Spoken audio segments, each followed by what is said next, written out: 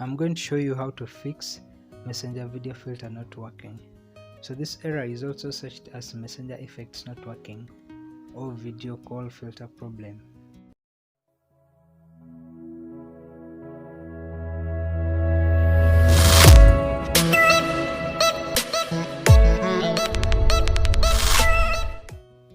So the first step is to open your phone settings.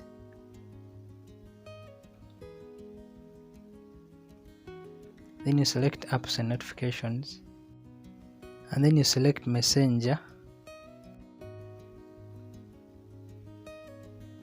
Then under storage, you clear cache.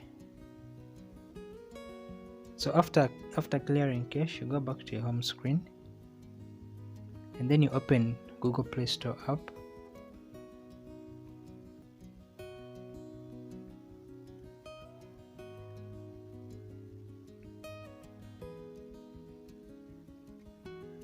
After updating, you go back to your home screen, and then you open settings, phone settings, then apps and notifications, and then you select Messenger, and then under storage, you're going to clear storage, and you also clear cache. So having done that, you now go and log into your Messenger account.